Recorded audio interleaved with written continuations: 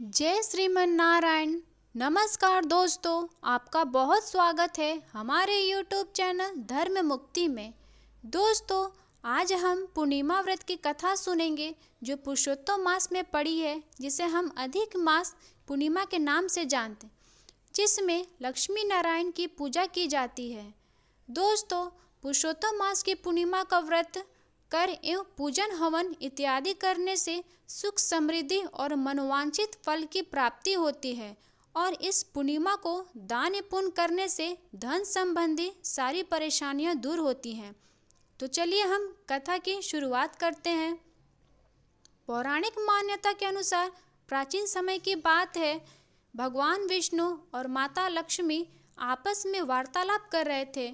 विष्णु भगवान जी ने माता लक्ष्मी जी से कहा, हे देवी, देखो सांसारिक मनुष्य मेरी कितनी भक्ति बढ़ गई है। वो सदैव ही मेरे नाम का स्मरण एवं जाप करते रहते हैं। तभी माता लक्ष्मी ने कहा, हे स्वामी, यह सब आपकी भक्ति आपको पाने के लिए नहीं बल्कि मुझे प्राप्त करने के लिए करते हैं।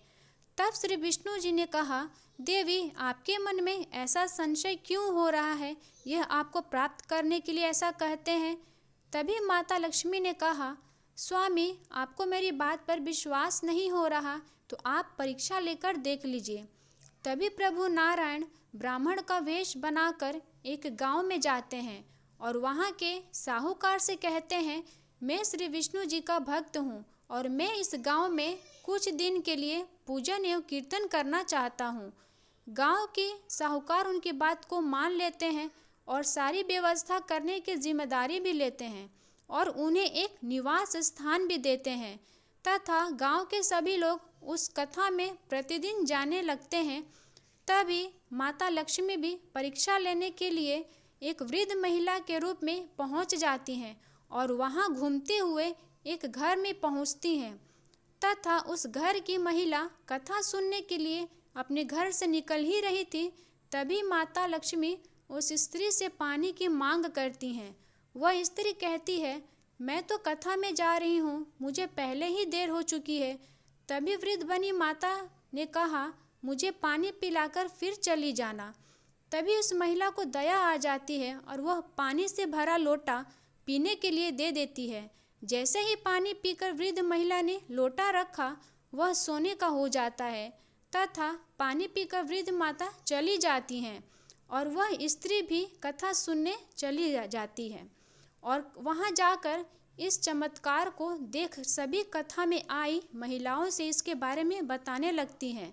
जब महिलाओं ने सुना इस चमत्कार के बारे में तो वह सभी कथा को बीच में ही छोड़कर उस वृद्ध महिला की खोज में निकल जाती हैं। जैसे ही सबको उस वृद्ध महिला के बारे में पता चला, वह सभी उस महिला की सेवा करने के लिए व्यस्त हो जाती हैं और इस कारण कथा में जाना छोड़ देती हैं। इस प्रकार कथा में आने के वाले लोग कम होने लगे और सारे लोगों की बातें सुन और दिन प्रतिदिन कथा में लोगों की भीड़ को कम होते देख भगवान विष्णु समझ गए कि माता लक्ष्मी का इस नगर में आगमन हो चुका है। धीरे धीरे यह बातें साहूकार तक पहुंची और चमत्कार के बारे में सुन कथा छोड़ वह वृद्ध महिला के पास पहुंच गया और बोला, हे माता, आप मुझ पर भी कृपा करें और मुझे भी सेवा का मौका दें। तभी वृद्ध रूपी माता लक्ष्मी ने कहा, बेटा, मैं तेरे घर भी आती, परंतु तूने अपने घर पर प्रवचन का आयोजन रखा था। फिर मैंने सोचा जब कथावाचक चला जाए फिर मैं तेरे घर आऊँगी। वृद्ध माता की बात सुन साहूकार ने कहा, माता, आप मेरे साथ चलिए, मैं उस कथावाचक की व्यवस्था किसी धर्मशाला में कर देता हूँ। यह बोलकर साहूकार माता को लेकर चल देता है और वहां जाकर कथावाचक बने भगवान से कहता है, आपकी रहने की व्यवस्था मैंने धर्मशाला में कर दी है, आप वहां चले जाइए। तभी ब्राह्मण बने विष्णु जी ने कहा, अभी कुछ दिन शेष हैं, उसके बाद मैं खुद ही चला जाऊंगा। लेकिन साहूकार ने बात नहीं मानी और ब्राह्मण को जाने को कहा। तभी माता लक्ष्मी ने विष्णु जी से कहा, स्वामी, मैंने आपसे कहा था ना, यह मनुष्य आपकी भक्ति आपको पाने के लिए नहीं बल्कि लक्ष्मी की प्राप्ति के लिए करते हैं। तभी विष्णु जी ने कहा, देवी, आपका कथन सत्य है, किंतु यह भी सत्य है, जहाँ भी भक्ति भजन होगा और साधु महात्मा प्रभु की आराधना करेंगे वहाँ आपका वास होगा। ऐसा कहकर प्रभु विष्णु बैकुंठ धाम को चले गए। भगवान के बैकुंठ जाने के बाद सभी लोग उस वृद्ध महिला की सेवा करना चाहते थे। तभी माता लक्ष्मी ने कहा, मैं भी जा रही हूँ। तभी लोगों ने कहा, माता हमसे ऐसी क्या भूल हो गई जो आप हम सबको छोड़कर जा रही हैं। तभी देवी लक्ष्मी ने कहा, मेरा वास तो वहीं है जहाँ नारायण है। आप लोगों ने उन्हें यहाँ से जाने को कहा। वो मेरे स्वामी साक्षात नारायण थे। वो यहाँ थे तभी मैं यहाँ आई थी।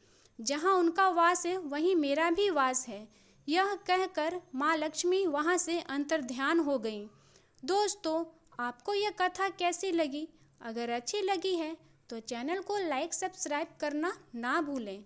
धन्यवाद।